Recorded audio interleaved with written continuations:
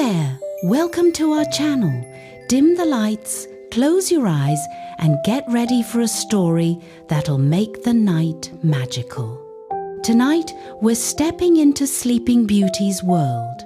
In times past, there lived a king and queen who said to each other every day of their lives, "Would that we had a child," and yet they had none.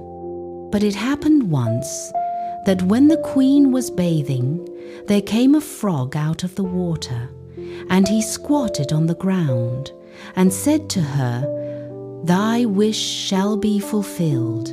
Before a year has gone by, thou shalt bring a daughter into the world."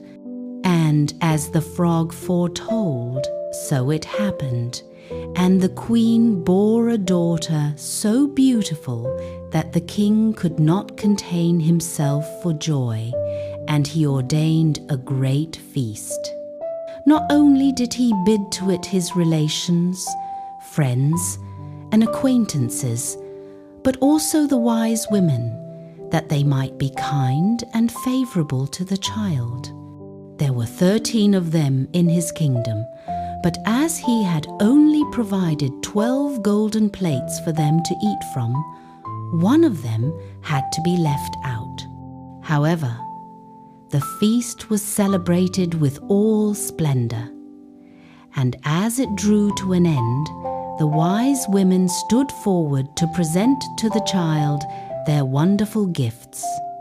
One bestowed virtue, one beauty, a third riches, and so on, whatever there is in the world to wish for.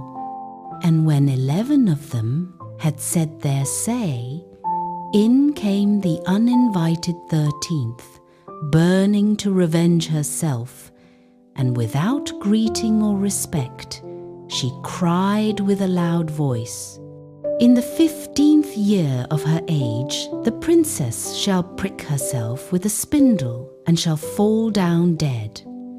And without speaking one more word, she turned away and left the hall. Every one was terrified at her, saying, when the 12th came forward, for she had not yet bestowed her gift, and though she could not do away with the evil prophecy, yet she could soften it. So she said, "The princess shall not die, but fall into a deep sleep for 100 years. Now the king, being desirous of saving his child even from this misfortune, gave commandment that all the spindles in his kingdom should be burnt up. The maiden grew up adorned with all the gifts of the wise women, and she was so lovely, modest, sweet, and kind and clever that no one who saw her could help loving her. It happened one day, she being already 15 years old, that the king and queen rode abroad, and the maiden was left behind alone in the castle. She wandered about into all the nooks and corners, and into all the chambers and parlours, as the fancy took her, till at last she came to an old tower. She climbed the narrow winding stair which led to a little door with a rusty key sticking out of the lock. She turned the key, and the door opened, and there in the little room sat an old woman with a spindle, diligently spinning her flax. "Good day, mother," said the princess. "What are you doing?" "I am spinning," answered the old woman, nodding her head. "What thing is that that twists round so briskly?" asked the maiden. And taking the spindle into her hand, she began to spin. But no sooner had she touched it than the evil prophecy was fulfilled, and she pricked her finger with it. In that very moment she fell back upon the bed that stood there, and lay in a deep sleep. And this sleep fell upon the whole castle. The king and queen, who had returned and were in the great hall, fell fast asleep, and with them the whole court. The horses in their stalls, the dogs in the yard, the pigeons on the roof, the flies on the wall, the very fire that flickered on the hearth, became still and slept like the rest. And the meat on the spit ceased roasting, and the cook, who was going to pull the scullion's hair for some mistake he had made, let him go and went to sleep. And the wind ceased, and not a leaf fell from the trees about the castle. Then round about that place there grew a hedge of thorns, thicker every year, until at last the whole castle was hidden from view, and nothing of it could be seen but the vane on the roof. And a rumour went abroad in all that country of the beautiful sleeping Rosamond, for so was the princess called, and from time to time many kings' sons came and tried to force their way through the hedge. But it was impossible for them to do so, for the thorns held fast together like strong hands, and the young men were caught by them, and not being able to get free, there died a lamentable death. Many a long year afterwards there came a king's son into that country, and heard an old man tell how there should be a castle standing behind the hedge of thorns, and that there a beautiful enchanted princess named Rosamond had slept for 100 years, and with her the king and queen and the whole court. The old man had been told by his grandfather that many kings' sons had sought to pass the thorn hedge, but had been caught and pierced by the thorns, and had died a miserable death. Then said the young man, "Nevertheless, I do not fear to try. I shall win through and see the lovely Rosamond." The good old man tried to dissuade him, but he would not listen to his words.